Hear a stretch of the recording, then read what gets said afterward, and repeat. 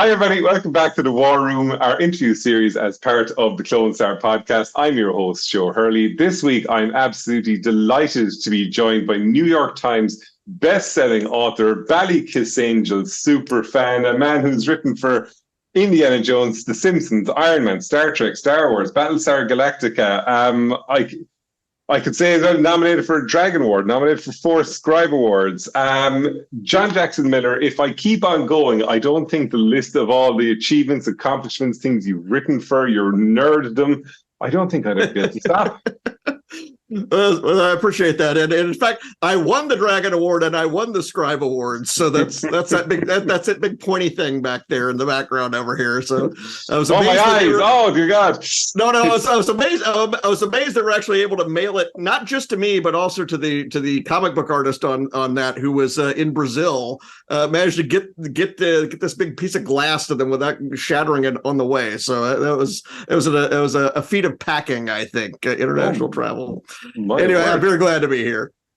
John, you've written so much about all the different kind of, different fandoms and things like that. Now, the only thing is, because this is a Star Trek podcast, if you talk about Star Wars, we may have to bleep you out several times. Now, I say that wearing a New Hope t-shirt as well. That's quite all right.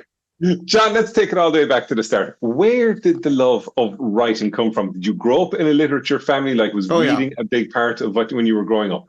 My mother was a grade school librarian, where other people's mothers threw their comic books away. Mine encouraged me to put mine in order. And so I kind of had that.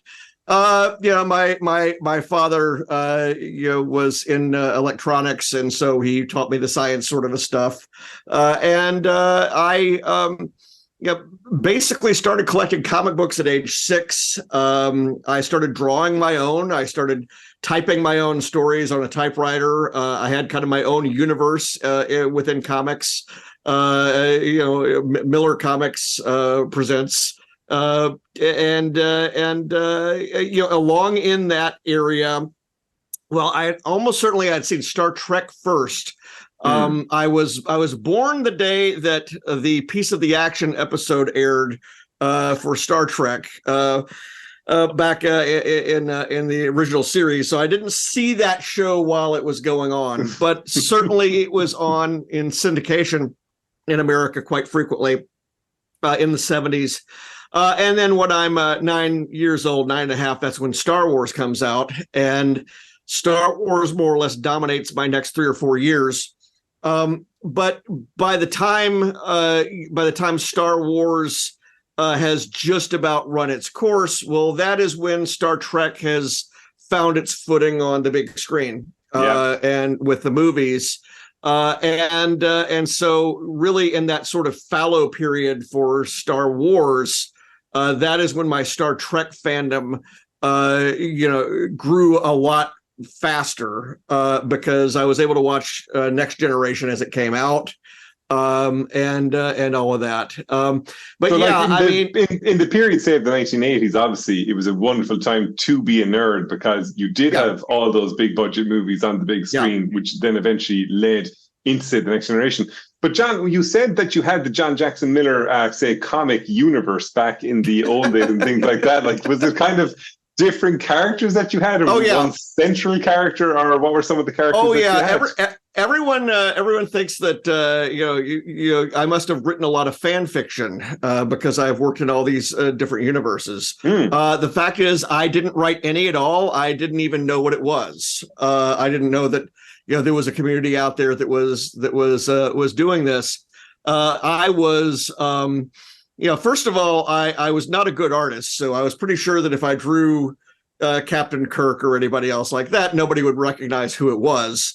And secondly, I was a capitalist. I was like, well, I need to own these things. I need to, if they ever come around and make the movie for Starduck or Dareduck, I did a lot of things with ducks because I couldn't draw people, but I could draw ducks.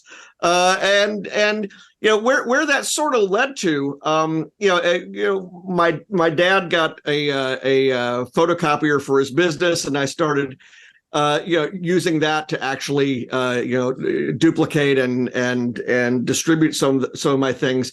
When I'm 16, by that point, I have discovered a magazine called Comics Buyer's Guide, which was a newspaper. It was a weekly newspaper in the United States. It was from there that I realized that, okay, there is this universe out there that is doing fanzines. Actually, the very first fanzine I saw was by a friend of mine, Ken Barnes, and his cohort Andy Baylog. It was called Stardate Now, and it was just distributed in our high school, and it was a Star Trek fanzine. Yeah. But it was Comics Buyer's Guide that kind of showed me, oh, well, this is how people are actually contacting one another to build these mailing lists, the classified ads, and also there is a market for these small press or photocopied mini comics. There's this whole movement where the amateurs are sending things back and forth. Yeah. And so I continued to do my comics on into my college years. It would be just a story a year or so because I was not fast at all, but it was sort of a way of participating with that. But then also, in addition to the comics, I remember at age 16, I started a fanzine just within my high school. That came out weekly, and I would just photocopy it and distribute it. And that served me well when I became the editor of my high school newspaper, because I already knew how to do a magazine. I already knew how to do something. And so that led to when I went to college, after a brief flirtation with astronautical engineering, I thought about, hey, I'll build spaceships. And then I realized, hey, I can't do calculus. So damn that prerequisite of maths in that kind of industry as well. Oh no, it was a terrible thing. I made the mistake of testing into honors calculus. I thought I was showing off. So I go into my very first day of college. I go in and I get honors calculus lands on me, and I would have dropped the course except there was this blonde that was sitting in front of me, and and I had not yet learned the college rule that you don't actually have to be in classes with people to continue to talk to them at other times. That was a rule. Oh dear God, I didn't know that. If only I knew that.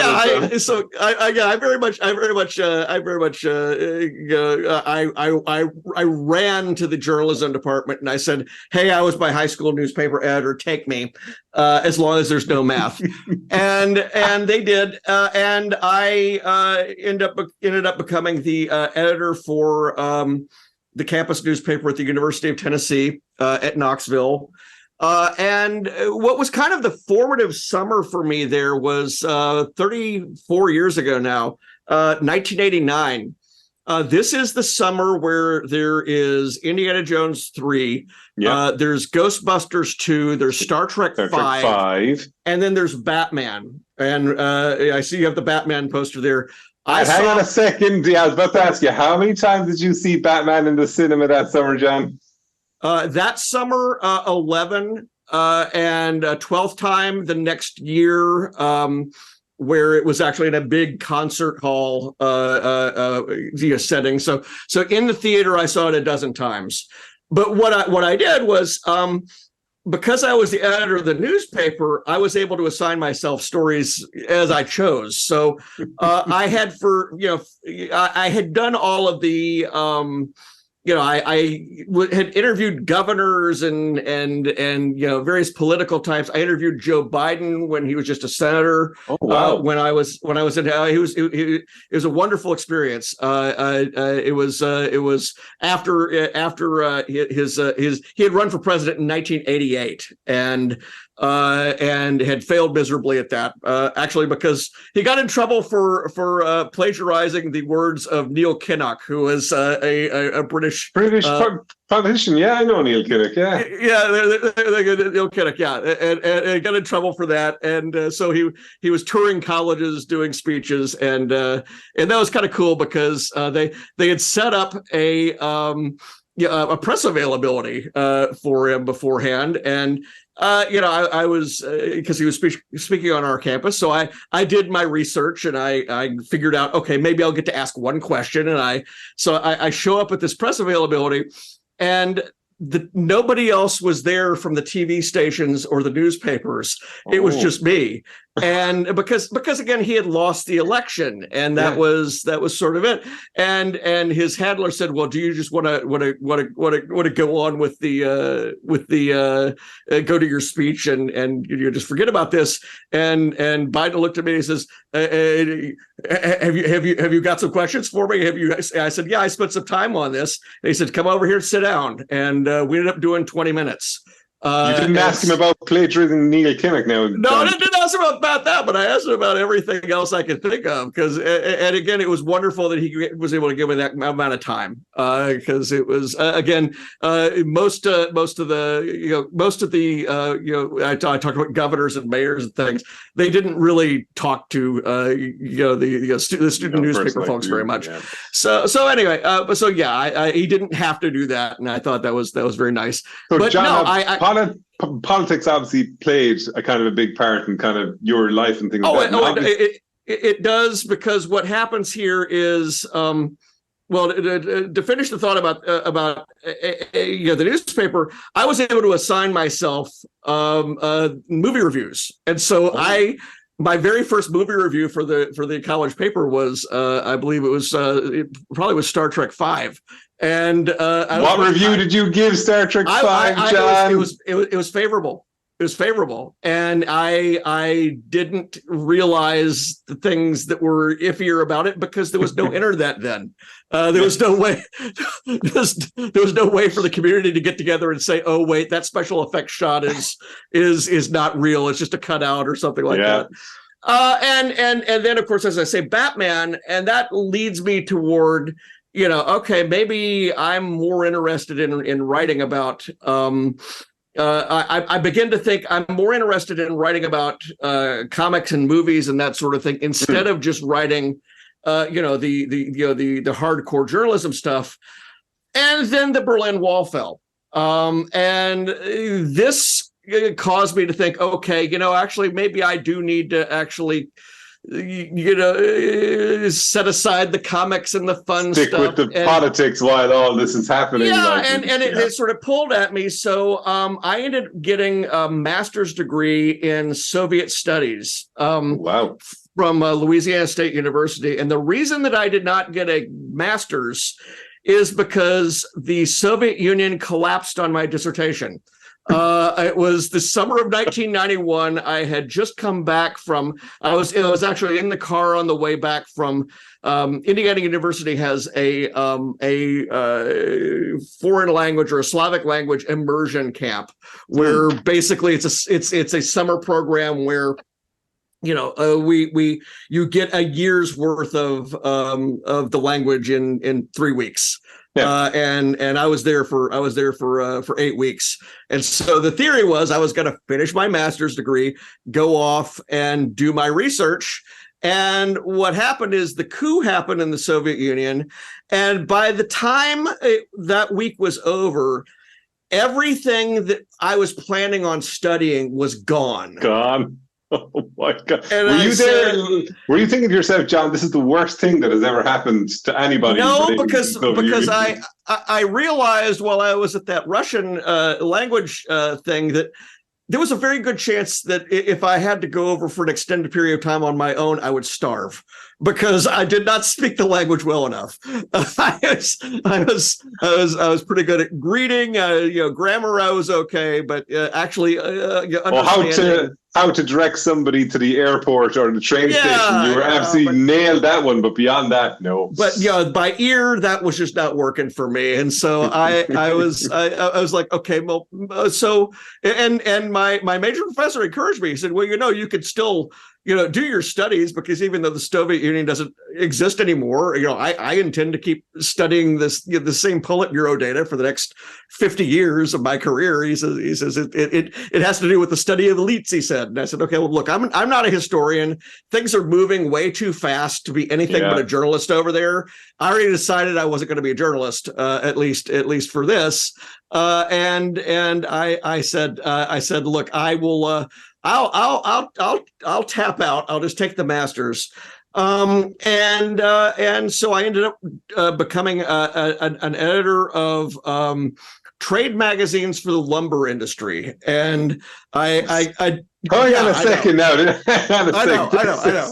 This is like, we were going in a certain direction with Space Duck. Then we went into the politics direction. Now we're working in the lumber industry. John, this is a very fascinating move around. Well, imagine how I felt. Well, I mean, I'm ghostwriting interviews that the salesmen for these magazines, what were they called? National Hardwood Magazine, the Softwood Forest Products Buyer, and the Import-Export Wood Purchasing News. They never saw a magazine they couldn't add words to make the name longer. And so I'm ghostwriting all these articles over the course of about 8, 9, 10 months. I don't know anything about lumber, and I still don't, but I could write about anything. And that was also what I kind of learned in grad school, was I realized, I was not succeeding because I had particularly brilliant ideas about, world affairs. I was succeeding because I was a good writer. And I was succeeding because the packets that I would do, the reports that I would do, would have maps and, things that nobody else had. Yeah. And again, it was because of my publishing background. And so it was actually 30 years ago this month.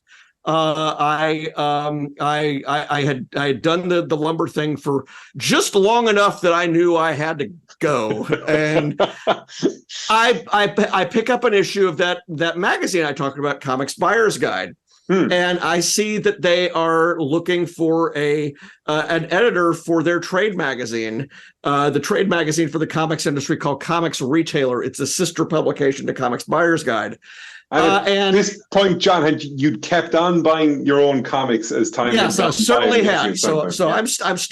I'm still a pure fan until this moment. And then what happened is they called me up for an interview. I flew up to Wisconsin, had lunch with Don and Maggie Thompson, who were the editors of Comics Buyer's Guide, and basically they are two of the founders of comics fandom in the United States. They created the first fanzine. They went to all the first conventions, and that meeting went over well. And so basically, as I say, 30 years ago at this time, I was packing, and I moved up here at the just before Thanksgiving, and I have been in Wisconsin ever since. The magazine period there. It starts with me editing the Comics Retailer magazine. After Don Thompson passed away, I started doing more work for Comics Buyer's Guide on the consumer side. We added almost immediately because the other thing is I was a gamer, so I was somebody who was into role playing games and card games and everything. Magic the Gathering came out in '93, so. We added Magic the Gathering coverage to my magazine, and then in 1999, we went out and bought the leading magazine for collectible card games. This is a magazine called Scrye, SCRYE, which basically every month it would cover, or every issue would cover Magic and Star Wars and Star Trek and various other things. And so that gave me an additional entree to, these other franchises. My first official, my first Star Wars magazine is actually that I edited, was an unofficial or unauthorized price guide that we did. Yes. In 1999, in advance of the Phantom Menace coming out. Of course. And so I already have some some, I have working knowledge of what's going on in these franchises. I mean, Star Trek obviously is on TV again at that point, and really the fiction part of this, I had always wanted to write. But while I'm in that period, which is almost a 10-year period there, where I'm almost exclusively devoting my attention to, both starting my family, but also the magazines, and then we spun off books. We did big collectible encyclopedias of things for price guides. John, in the most positive way possible, I have to say, you're probably the biggest nerd I've ever spoken to, and it's really cool because you're immersed in absolutely everything. So, in this 10-year period, did Space Duck ever rear its ugly head again to you, saying, "I need to go back and I need to finish the Adventures of Space Duck" at some point? Starduck, yeah. Not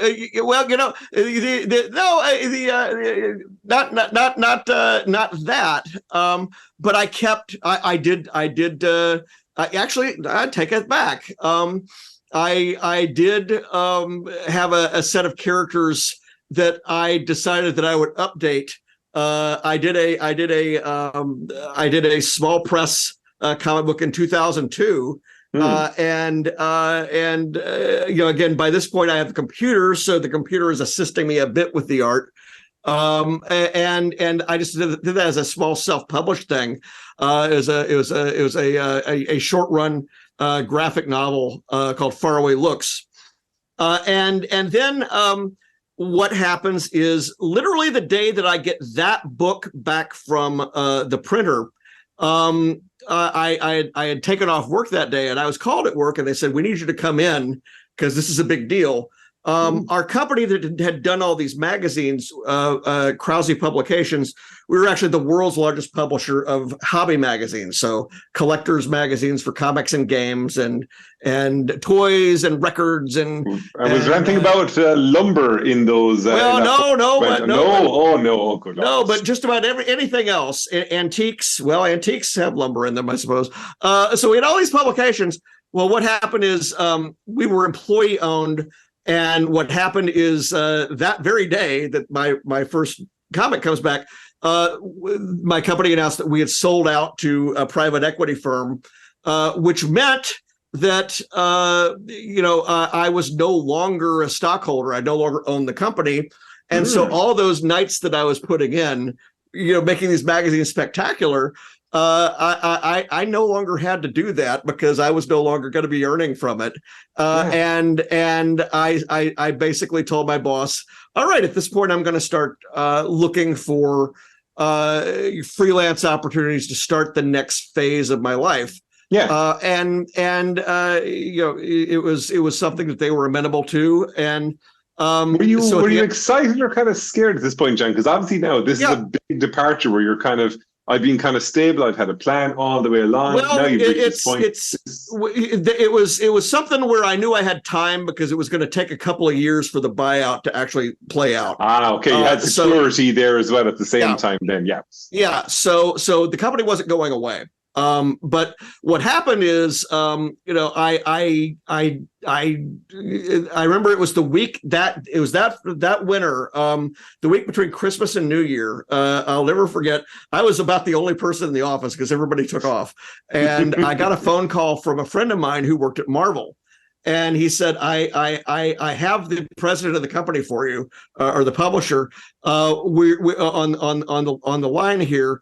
Would you be interested in writing a comic series for us?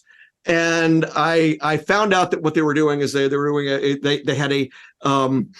they had a talent search basically, and the first round of the talent search, they were going to go first to the people that they knew who were in comics, but not writing comics, or in comics, but not drawing comics, because what they were trying to do was see if people could start up a studio on the outside and produce a completed work and then send it to them.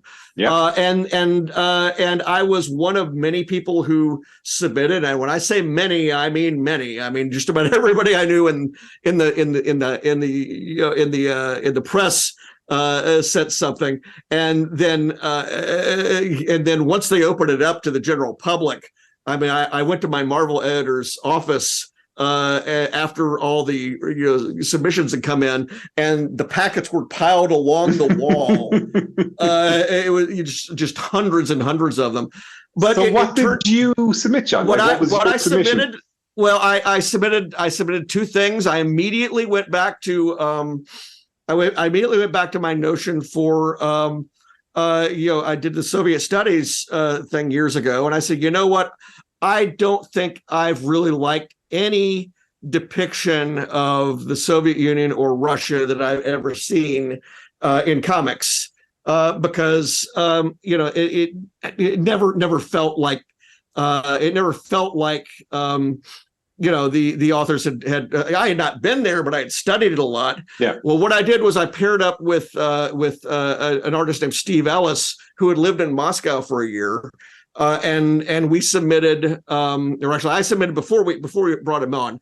I submitted the idea for Crimson Dynamo. Crimson Dynamo, and I think I have the model of him back behind, hiding behind Strange New Worlds back there. But basically, that was the Russian version of Iron Man from the '60s. And I said, let me update this character for this post Cold War era. Yeah. And we did. And I submitted that idea and also a Doctor Strange idea. They went with the Crimson Dynamo idea, and so we produced this comic book miniseries that ran 6 issues. And while it was going on, they said, "Okay, what we're going to do is we're going to hire you to write Iron Man." Oh. And I wrote Iron Man for a year, this again was a case where I was bringing in these political things. My claim to fame is that I made Iron Man, or rather, I made Tony Stark the Secretary of Defense. So Tony is almost never in the armor in the comic series, which may have been my Waterloo. I mean, that may have been that was my mistake. But they had been marketing me as this Tom Clancy, figure, because everything that I was depicting, having to do with the military, was real. All the equipment was real. Everything was real. I have sort of a 9/11 style incident happen involving Washington, D.C. Yeah. I'm sending down to my artist, Jorge Lucas, no relation to George Lucas, but he's down in Argentina. So I'm always sending him, these schematics and things, because I'm talking with the Air Force's public relations guy that I know. I have all this stuff that I've got in, and I'm, the 9/11 style incident, I'm having to send him maps of where I want this plane to go down, et cetera, et cetera, et cetera. And I remember, because again, by this point it's 2003, and I put at the end of the email, okay, for any of you National Security Agency snoops who are reading this, it is a comic book. It is a comic book. I'm not planning anything. Take me off the list, please. Straight away, you don't need to watch what I'm doing. Because my artist is down there. I mean, I was happy to send visual reference of things like, what does a cheap motel look like in the United States? Just various things that we had shown, and I'm very proud of that run. I did what I thought. I approached it like, I figured, I may never get to do this again, so I'm going to write the kind of story I want to see. Yes. And even though those comics, most of them still have not been reprinted, they actually have lived a second life, because they sent them all to Jon Favreau when he was doing the prep work for the first Iron Man movie. He hired our cover artist, Adi Granov, to design armor for the movie. And they pulled character names or rather characters from the books. The reporter in Iron Man 1 and 2, the blonde that interviews Tony Stark, that's Christine Everhart. That's she's from our comics. So I created her, and then also the villain from the comics. And this is just surreal. They ended up pulling that character out This is a political ne'er-do-well by the name of Sonny Burch. He's a Southerner in the United States, and they pulled that character and that name, and they put him as the villain in Ant-Man and the Wasp. Yes. And so 15 years later, more than 15 years, yes, 15 years after those comics come out, Marvel invites me and also Jorge from Argentina up to go see the premiere of the movie. So that was really very cool. Wow. But again, that would have been the end of it. I didn't do anything comics wise after Iron Man ended for a while because I'm figuring out my next steps. At this point, I actually proposed a Star Trek short story to a novella I think it was in this stretch. I proposed a Star Trek novella to Strange. It wasn't Strange New Worlds. Although I did send in a Strange New Worlds contest entry back when they had those. I sent in I sent in a proposal to Keith DeCandido, who is running the Star Trek Starfleet Corps of Engineers line. That was the ebook line. Ebooks, and he accepted one of my outlines, and I would have immediately gone to do that, except the line collapsed. They didn't do anymore. And so I ended up saving that idea and using it for a Star Wars Lost Tribe of the Sith story later. But because I was able to actually, basically file the registry numbers off of it and figure out a way to repurpose it. But yeah, so the Star Trek didn't happen. But that summer I did make contact with the Simpsons comics folks, and I did a Simpsons comic story. And then I also, and this is really the big thing that happened, was that in the summer of 2004, I paid a call on Dark Horse Comics in Oregon, and while they're ostensibly with my business and while touring, I spotted Randy Stradley, the editor of the line, as I was heading out. I said, "Can I go say hello to him?" And I did, and I just happened to have my Year of Iron Man, the comics in my backpack. Oh, lovely! And he just happened to need a single issue, a fill-in issue, as we call it, a substitute, story. For a book called Star Wars Empire. And I did that, and that came out in the summer of 2005.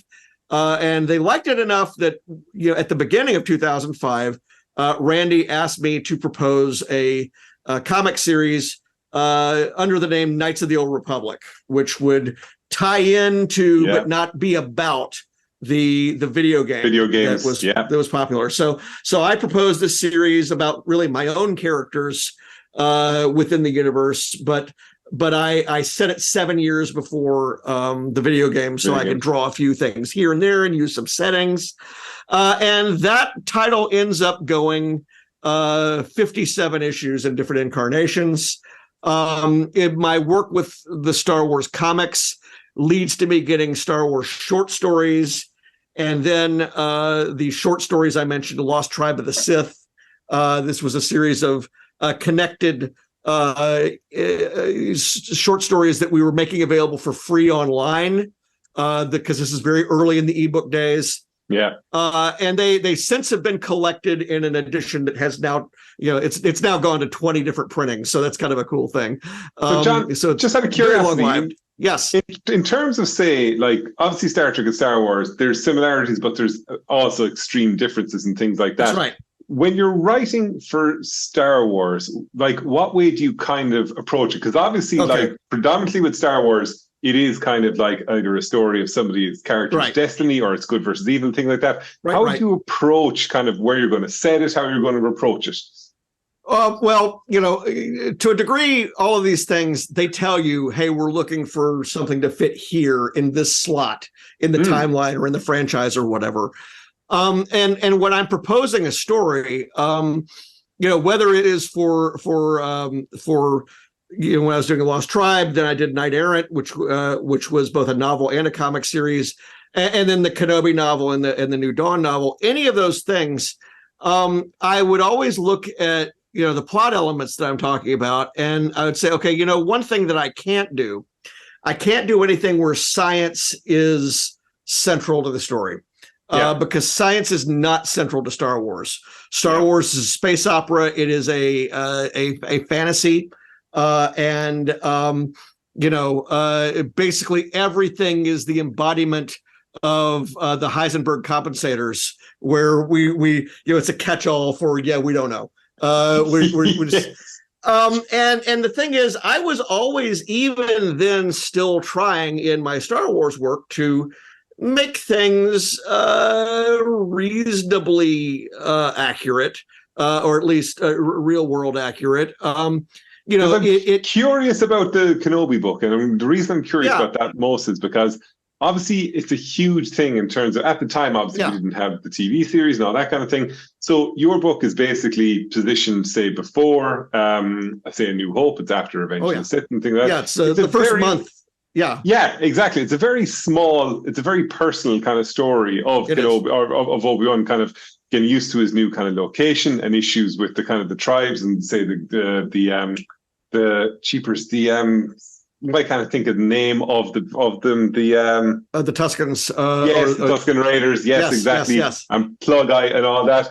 Like, when you were being given the kind of brief for that, was it kind of keep it small? We don't need an earth-shattering kind of world ending and all that. That was an exception to the rule, because that was one that we took to them. That was one that it actually, 7 years before that novel came out, my editor and I just started discussing what would it be like to do a Western with Obi-Wan Kenobi in it. And by the end of the first email, I had the book. I still have the email where I describe it all, and in five paragraphs, I have everything that would be the book. Yeah. And we were gonna do it as a graphic novel for the 30th anniversary Star Wars in 2007. Yeah. And the problem was that every time I revised the outline, it got longer and longer and longer, and until the point where it was a 50-page long outline, and we said, okay, this will never fit in comics. I have to wait until I actually get into doing novels, if that ever happens, which at that point was not even on the horizon. But I basically, filed the story. But even then, at the beginning, I was being mindful of what else was going on in the Star Wars universe. We were concerned, for example, that George Lucas might return to that era. Yeah. There was a discussion of a television series, a live action series on ABC at the time. This was before Disney had even bought Star Wars. There was discussion of various things. So it was just rumor. And we realized, okay, maybe this is a dangerous place to sit. Now, when I did get the go-ahead to write Kenobi as a novel, we had announced the book, and then 3 weeks, so I'm starting to work on the actual manuscript, and that's when the news of the Disney buyout happens. Yeah. And while I do believe that the Disney buyout may have actually helped greenlight the novel, because they were starting to focus more on the original characters and not on the outside, the early timeline things. Yeah. Then my panic became, oh my gosh, obviously if they're going to do these prequels, or not prequels, but sequel movies, they're going to have to do something with the timeline of the expanded universe. We don't know what yet. And every time Ewan McGregor talks about, hey, I'd like to do a movie too, I'm like, oh my gosh, our book might not come out. And so right up into the end, I'm just like crossing my fingers that the book will come out. The book did come out. That, as you said, New York Times bestseller. But I mean, to tell you how close a shave it was, that was the first novel where, when they went to the reprinting of it, it had the Legends banner. Because it was that close. And in fact, I was there in the middle of that because my very next novel was Star Wars: A New Dawn, where it was a Rebels prequel novel to the Rebels TV series.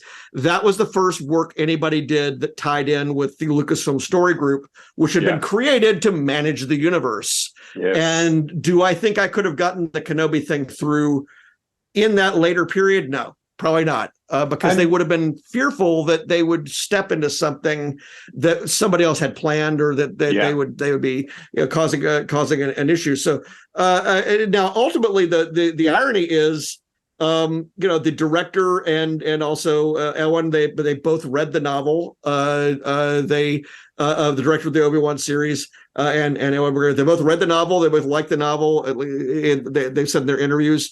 They ended up taking an element from the novel for the TV show, which is really cool. And nothing they did overwrote the novel. And so I'm very thankful for that. Still kind of exists in its own kind of way, then, can't it? Yeah. So it's sort of there. And again, I think it's greatly overdone, the worry that people have about this sort of thing anyway. I had two scholarly books out this year. There were two university professors that did a pair of books, collections of essays, one on Star Wars and one on Star Trek. And I will never remember the names of the books. So let me grab them here. The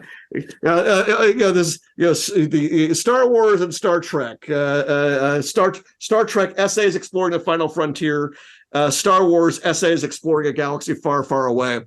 And then there's sort of college level books for people who are looking for deep analysis. They asked me to write essays for both of them on canon and novels and comics and how they turn in connect to things and how these things work together. And again, since I had that grad school experience, I know how to write an essay for scholarly work.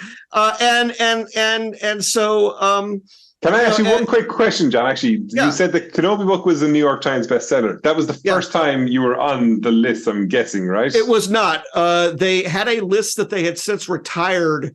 Actually, I was on two lists before that. There was one for mass market paperbacks, which is the little books. And my Knight Errant novel made that list.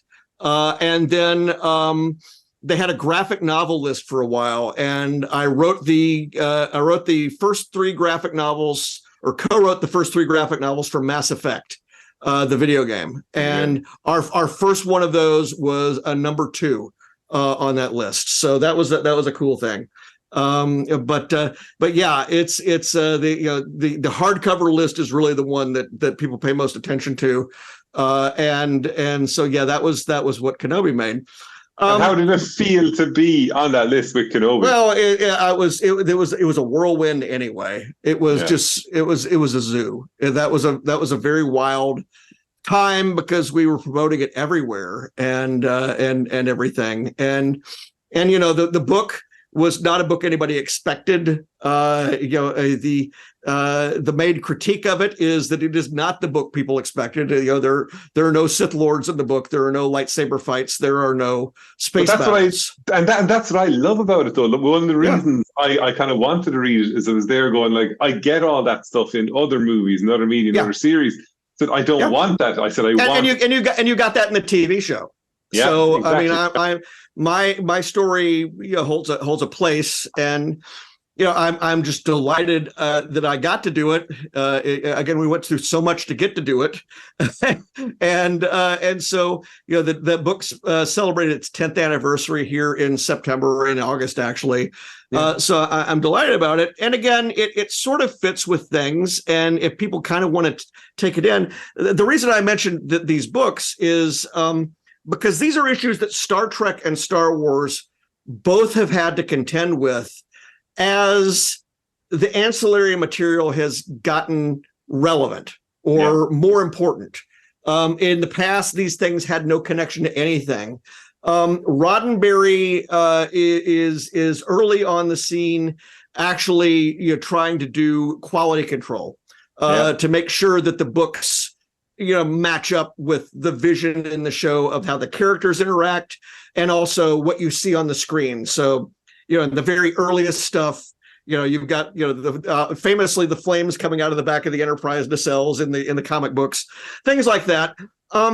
But for many years, the kind of cohesion that's going on is really coming from us, the authors, as we work with each other to try to cohere, to adhere to what's happening on screen. Yeah. But what begins to happen is, as we get into the late 90s, the 2000s, the 2010s, we find that the studios are drawing some ideas from us, and they're kicking some ideas in our direction. And so the idea is to basically find some way to let these stories continue to be published, continue to coexist, but not prevent important stories that need to be told from being told. And it's interesting you say that, because I remember I was watching years ago, I watched an episode of The Simpsons. And when I watched the episode, I was there going, wait a second, that is absolutely the story from one of the Bongo comics, which I had at the time. And it was Bart met a rich person, and they just, who looked exactly like him, and they swapped places. Fox owned them. So if Fox wanted to use them, Fox could. And that's really the case with all of this stuff. If they want to use any of it, they can. Hopefully it will be as in the case of Marvel and my character. They'll be with some consideration, fly you out to the premiere or whatever. And obviously that's a new era that's all new too. That kind of consideration for the people that did things in the past.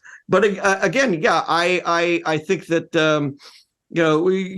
everybody's come up with a different way of doing this sort of thing. And I've always felt that, and as I talk about it in these books, I suggested the James Bond option for Star Wars because basically, there is no, there's no real, attempt to pretend that all of these stories all happened in any particular order. But yet you do see them wink at one another, and so you see, the various people who've portrayed M. Their paintings or their photo or their portraits are on the wall in No Time to Die. You've got I call it the Skyfall option because in Skyfall you've got the car from Goldfinger, which shows up, and the fact that car is there and it's pretty obviously intended to be, it's a cameo, but actually it figures into the action. Does it mean that Daniel Craig met Goldfinger at some point? Well, maybe. I mean, but what the point is, it sort of invites the reader or the viewer, the whoever, to fill in those blanks. Make your own mind up about it, kind of thing. Because the closer you get to making something into an absolute day-by-day diary timeline, you'll realize very quickly, first of all, A, things are not going to fit. B, there are way too many. How many stories of Spider-Man in high school have there been? Well, the answer is there are going to be as many as there need to be, and really the main question is, what order do we read these stories in? If we're choosing to read them in order, and not so much, oh well, this took 3 days to take place. This took 17 days to take place. This took however many. And then what it does is it falls to those of us who are writing the books to practice, some kind of, some kind of care as gardeners in this field, that we don't plant anything that's going to cause a problem, that we don't use too much soil, that we don't use too much space. And so in Kenobi, for example, even though that book takes place over probably 6 weeks, they're really only in there 5 or 6 different actual incidents. Yep. So you could probably place other things with that character around then easily with no problem. But if you do have from the folks you're working with an imperative, all right, we're going to have you write this, and this finally gets to our Star Trek, because when the streaming series came out and we began working with, I mentioned the story group in the Star Wars case. In the Star Trek case, we've been working on the streaming series related novels with Kirsten Beyer, who is she was in the writer's room on Discovery. Yep. She is executive producer of Strange New Worlds, one of the co-creators of Picard, and she also was an author of Star Trek novels. Voyage, yeah, that's right. The Voyager novels. And so she's sort of been our intermediary, and she's been guiding us to places where, okay, you can write about this. So, it may look like I'm breaking one of my own rules in Star Trek: The Enterprise War, where it takes place over the entire year. Yes, it's a big kind of sweeping story, isn't it? There's a lot going on.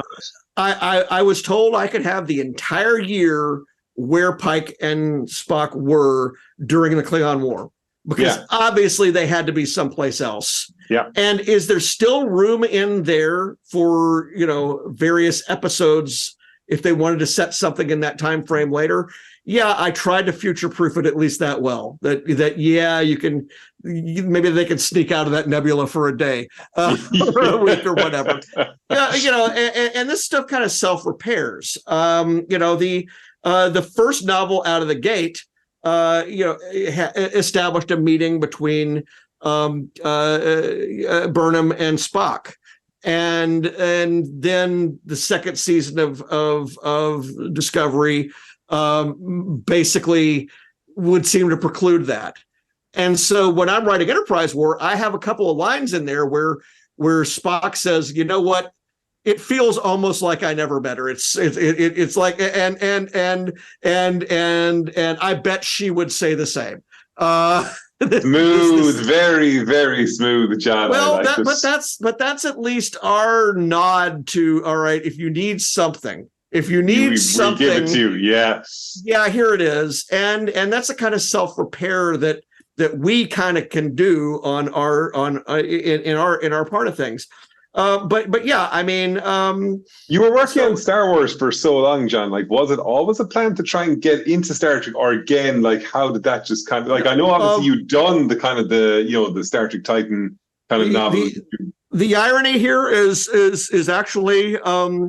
My Star Wars editor at Lucasfilm suggested me to Star Trek because Jen Heddle, who is the fiction editor at Lucasfilm, who I worked with for many years, she had worked at Simon & Schuster for years too, where she was editing.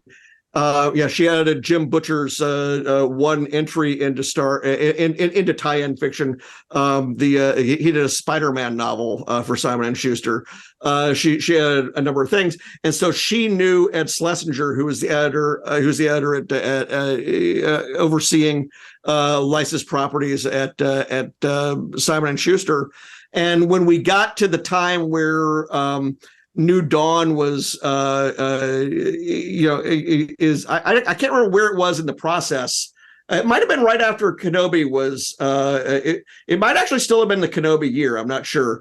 But I think at some point in there, it became apparent that the number of novels were going to tick down because we've got this incoming content showing up, and she had suggested me to Ed, and Ed recommended me to Margaret Clark, who is the editor for all my Star Trek books. And Margaret invited me first to do a novella, which is the Absent Enemies book, ebook. And then that I did well enough on that she offered me the chance to write a novel, and I had the idea for Star Trek: The Next Generation Takedown ready to go, and really the only change from the pitch originally it was The Hunt for Red October with Riker chasing Picard, and then she said, "Now let's reverse it," and we made it Picard chasing Riker, because by that point we were able to use the fact that Riker in the novels was an admiral, and that way I got some additional drama from that, because now the master is chasing the student, and so that novel happened, and she came back to me and said, "Do you want to do another novel?" I said, "No, but I'll do 3." I have this idea that I have this idea for a big, taut political thriller involving the main element in the beginning was just the mischief that was created by the illusionists in Star Trek, connected to the Ardra character from Devil's Due. Devil's Due, that's right. And over the iterations, it evolved into a Klingon, the Klingons having a much greater role in it. And then I realized, okay, this book is going to be basically they're going to give me the universe for about 3 months, and I get the whole. And what we'll do is we'll release the novels monthly in real time as the events are happening. And what I'll do is I'll tell the story of what happened to the Krug family, the heirs of Krug, from Star Trek 3, of course. Yeah. And then what I'll do is I'll wrap it around the story with the illusionists, and I'll use it as a mechanism to bring Krug back to life. And that was delightful. I have a picture on my wall over here of Christopher Lloyd and me, where I handed him the books and said, "I brought you back to life." And he said, "What?" And I was like, "Yes." So after a fashion, and so that was that trilogy. And again, it was just so hard to do because it was all at once. It was 1/3 of a million words. But I'm delighted with how that came out. And by the time they came back after renegotiating the contract, that's when the streaming series were going. And so I did the Enterprise War Discovery novel. Yeah.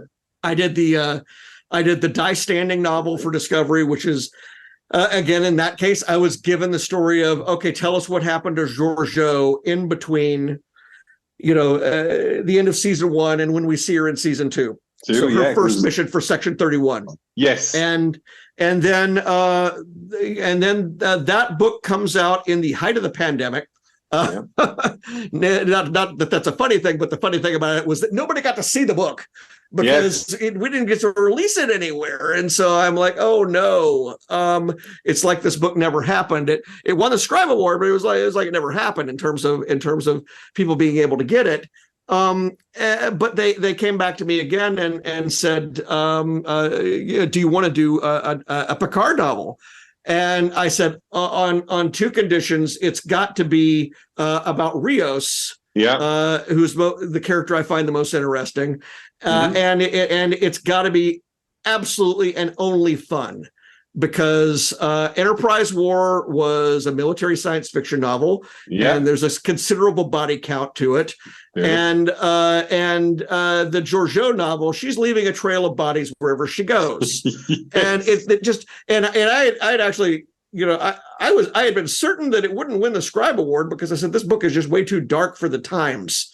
And I guess I was wrong, but I did say, hey, look, let me do something that's just pure fun, where almost nobody dies.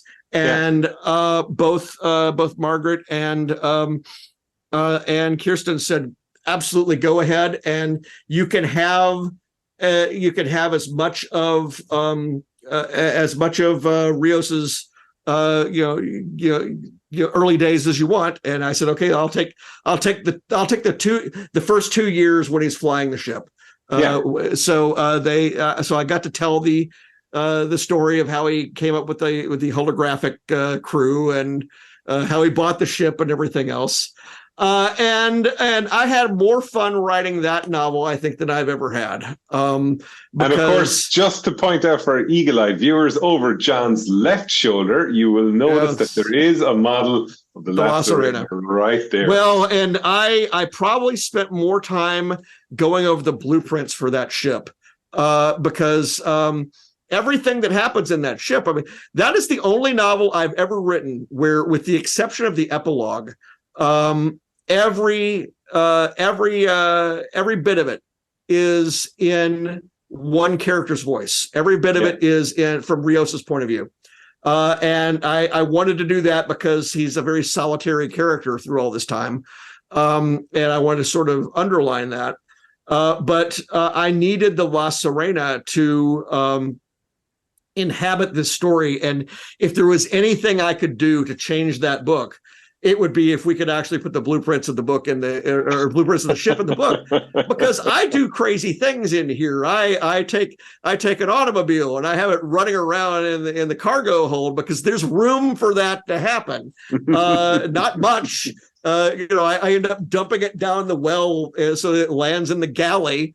But again, you'll have fun going through that and say, okay, that's where that is. That's where they are. That's what's going on here. So, John, question for you then. When you're writing, say, rogue elements and things like that, and like, we've only seen Rios Odyssey in 2 seasons of Star Trek Picard and things like that.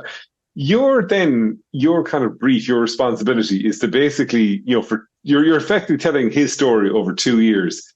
Yeah. How do you kind of decide that you're looking at a character, we've only seen him on screen for 20 episodes at this point, and you're saying, I've got to create an entire kind of personality of this man. How do you, what's your thought process? How do you do it? Well, I've watched the season, obviously. I know where he ends up. Yes. I know what level of growth I can give him and what I can't give him. He must not end this book knowing what happened back on the Ibn Majid. He must not end this book knowing the truth. He must not end this book having any sort of he can learn something from the book. There's a major element in here about the previous owner, the Klingon that had owned the ship, and the message that he ultimately gives him from beyond the grave, saying, if you're going to take this life on, it's not good, but ultimately you will find more solace carrying people than you will find carrying cargo, and again, that sort of that's a little nod to the series, which is that's ultimately what saves him. But I'm really looking at the series for character moments. I'm a mimic, so I could kind of figure out what his voice will be. When I sent Robert Petkoff the notes for doing the audiobook, which is just a wonderful audiobook, I said, this man's voice has got to be either one of two moods all the time. It's either complete disinterest or growling aggravation, and never anything else. He does not get the giggles. He does not anything else. He's just there. And again, I kind of key on various moments in the when we meet him in the show, he's already injured and drinking and smoking and everything else, and I'm like, okay, this is I can get around this guy, and then what I do is I figure out, well, what could I do to annoy him to death? And we decided, okay, in conversation with Kirsten, the notion was, well, maybe let's show let's show him having a crew in the beginning and realizing how much trouble that is, and using that to sort of set up the holographic crew later. Yeah. And so I do that, and then I look for things that I just want to write about and want to talk about. So again, Picard, again, going back to a piece of the action, we do have this whole subplot that has to do with the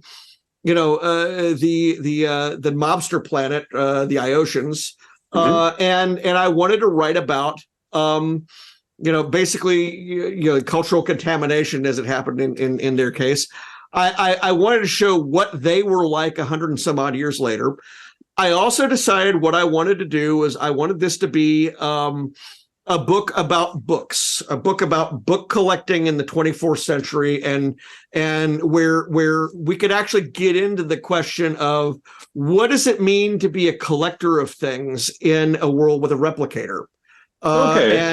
And as it turns out, the villain in the book that I won't give away if people haven't read it is somebody who knows a lot about collecting and should. And again, once I knew that I was able to bring these things in, I was able to go in pretty deeply. I mean, there is, there's probably, if you want to look at it, a statement about non-fungible tokens in this book, because there is a discussion about there's a series of what does it really mean to have a facsimile of the item and not the real item? Yes, exactly. And so I got to really wallow in some fun collectible things that over my years, see some of these issues that I got to bring in, and then I was able to make them story related and then make it funny. And so getting to write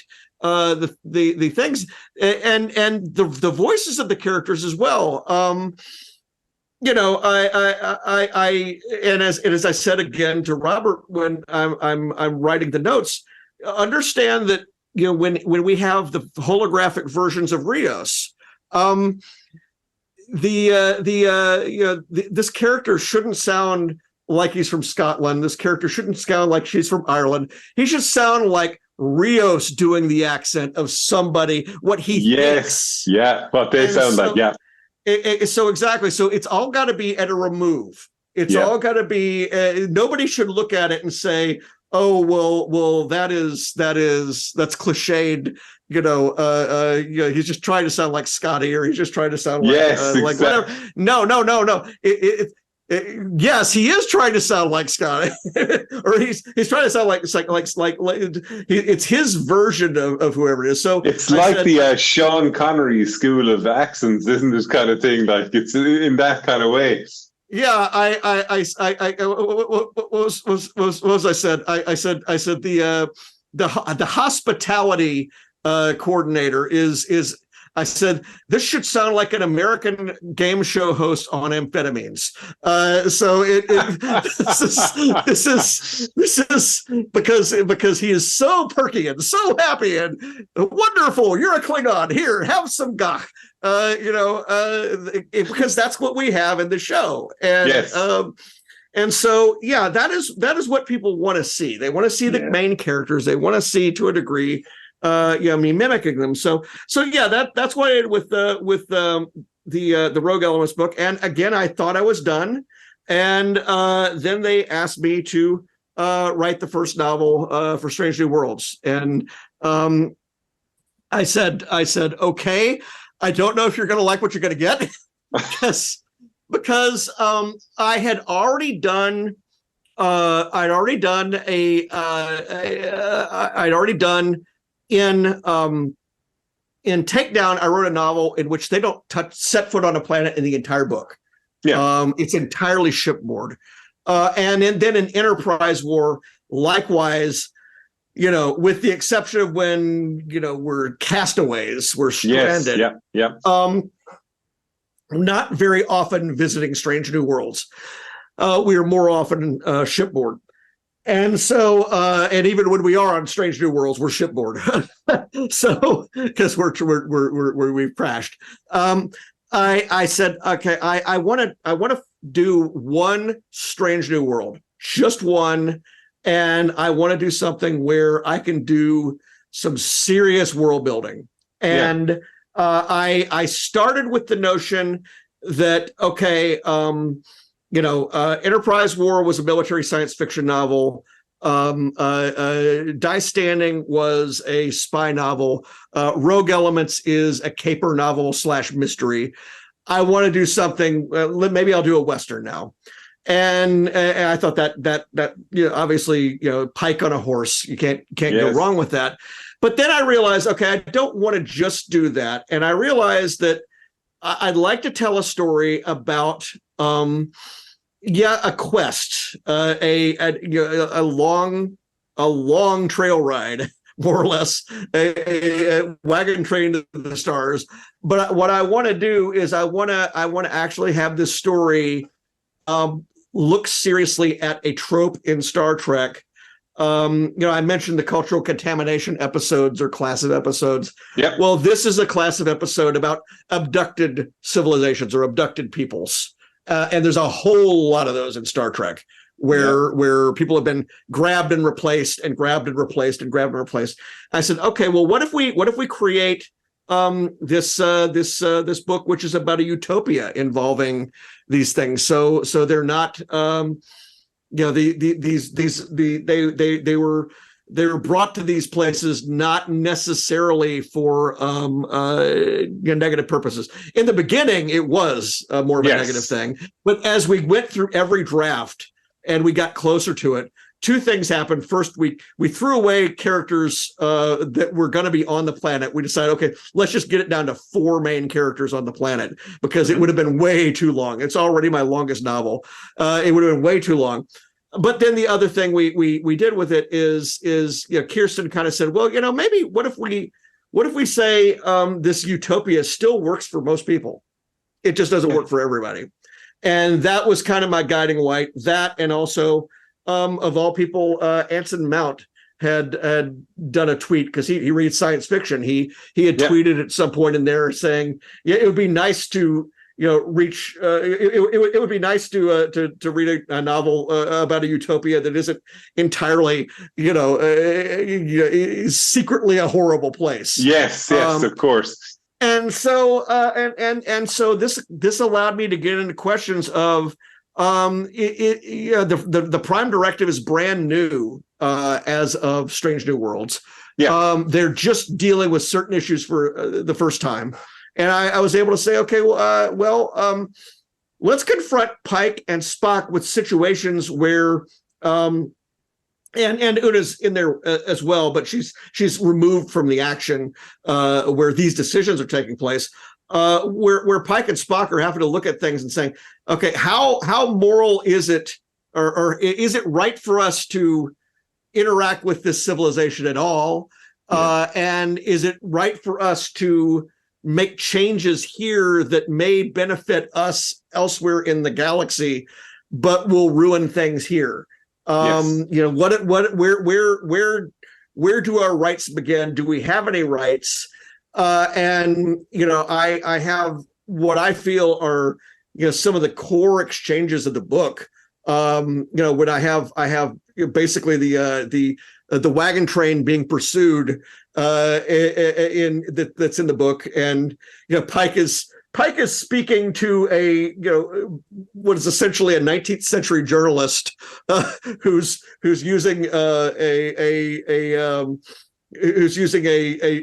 fun method I came up with to be able to communicate with Enterprise with no modern technology whatsoever. And he's having to send instructions up to Enterprise saying, okay, look, you can't do this, you can't do this, you can't do this, you can't do this. Every one of these things is in addition to these people's knowledge. But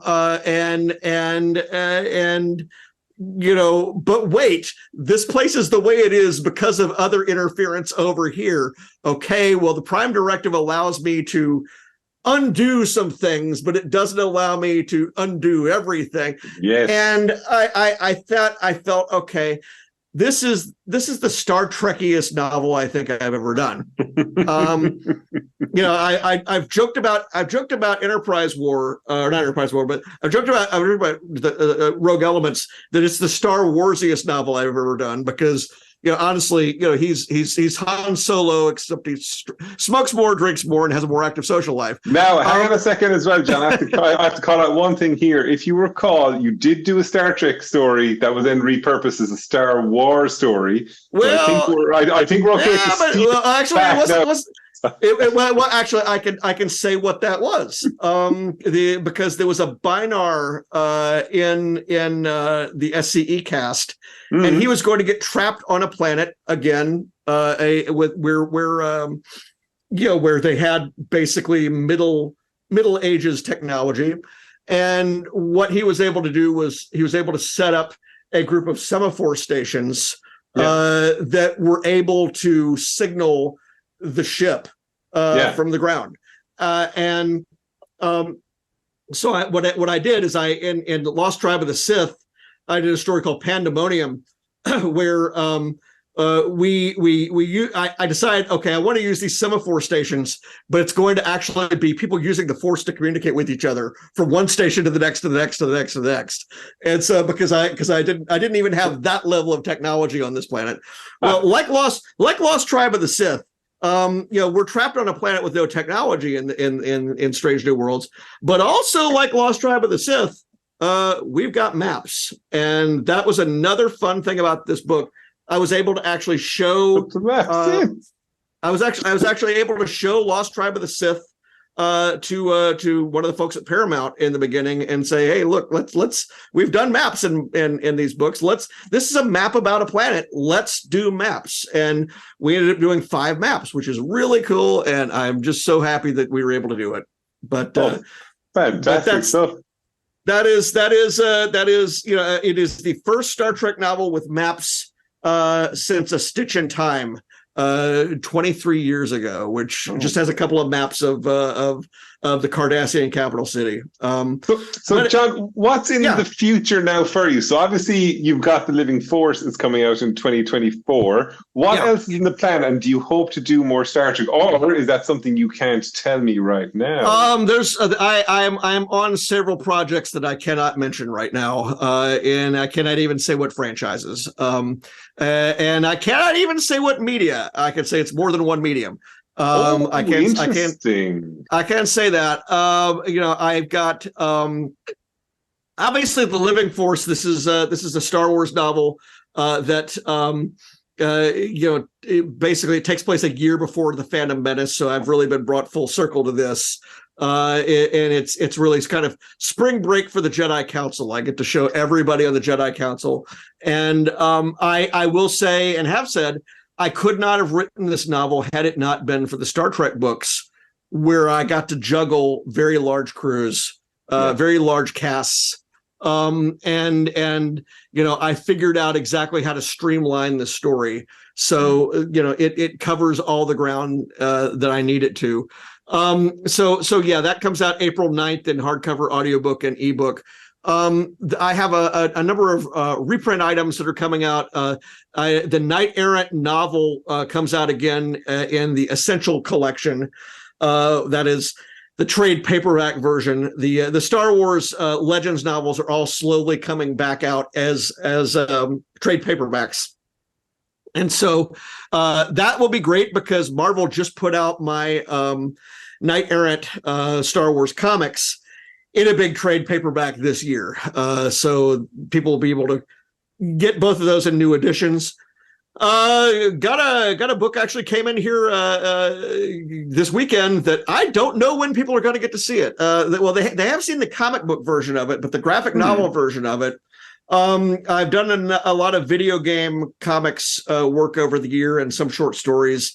I've done Mass Effect. We've mentioned Halo, various other things. There's a game from Ubisoft called Skull and Bones. Yes, which I've heard of it. Yeah, pirate ship game, and my friend James Mishler and I, who's a game designer, he actually worked with me on the maps that are in the Strange New Worlds book. We co-wrote a comic series about this game that takes place, with the characters and the milieu from the game. Yeah. And it came out this spring, the comic series. The graphic novel, however, is waiting until the video game comes out. The video game is not out yet. So again, the last I read on the internet is it's probably in the spring. But once that comes out, that will be another product with my name on it. And then finally, that very first Star Wars story I did, that one issue of Star Wars Empire that was kind of my audition, that will come out in one of these giant omnibus editions, like I've got back here. That comes out, I think, in May, might be April, I'm not sure, but again, that's another reprint coming out. And beyond that, my passport is still stamped. I was doing Star Wars short stories and a novella and things like that. Even during the whole Star Trek, 8 novels in a row. I will never stray far from the franchises that I work with as long as they'll have me.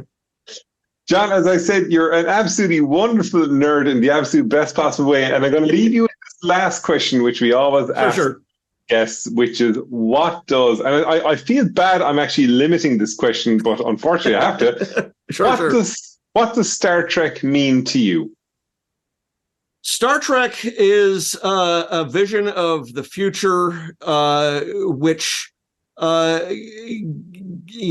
posits for folks, not necessarily a utopia, but it does show us that we have a future. It does show us what things could be if we settle our differences and create warp drive. It does give us, like all science fiction does, a way to discuss some of the thornier issues of society, the thornier issues of politics, the thornier issues of other things, at this safe remove where we're the same way that in the 60s they were able to use Klingons and Romulans so as not to have to use world events. But you could still actually tell stories and have deep thoughts about things, and you can get very deep thoughts from some of these shows. I mean, the episode Rightful Heir in Next Generation. I remember the last scene of that where Worf is talking to the Emperor, the clone Emperor, and they're getting into this discussion of, what does it matter whether he's the clone or not if the words have value? Yeah. And I looked at that and I said, first of all, this is astonishingly deep for a show that is on syndicated television here, probably coming on right before Baywatch. And this is astonishing, and it was something that was of such interest to me that when I wrote the Prey trilogy, I brought the Clone Emperor back to really elaborate on these things. And then I brought him back again in Picard, or actually I brought it's not the Clone Emperor. It's actually the holographic version of the original. Yeah. And again, we delve into some of these questions with him, there's just this wonderful moment where Rios says to the holographic Kahless, creating a holographic version of you for your people must just be horribly sacrilegious to the other Klingons. And the hologram says, yes, maybe, but the old man who created me never harmed anybody. And if this is what he needs, I will fill that role with honor. To be his, to give this character some solace. So anyway, these are not conversations that people are having about Baywatch. Or you don't know that, John. There could be a massive Baywatch podcast community out there asking, what does Baywatch mean to you? You know that, right? I found that there are just absolute, I don't read fan fiction for the reason that I'm not really allowed to, but I have discovered that there are just worlds upon worlds of things that are written, of things nobody would imagine. that would have spawned this kind of thing.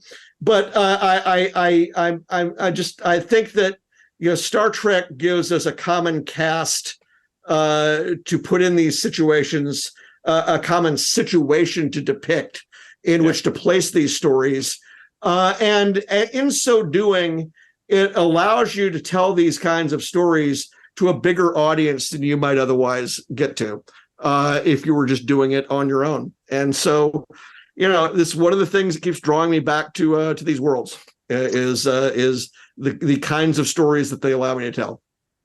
Brilliant stuff. John Jackson Miller, thank you so much for coming on our show this week. So guys, that is our episode this week. Thank you so much. Thank you again to John. I've been your host, Joe Hurley, and we'll be back again next week with another episode of The War Room. Until then, I've been your host, Joe Hurley. And again, John, thank you so much for coming on. May the force live long and prosper. Thanks, guys.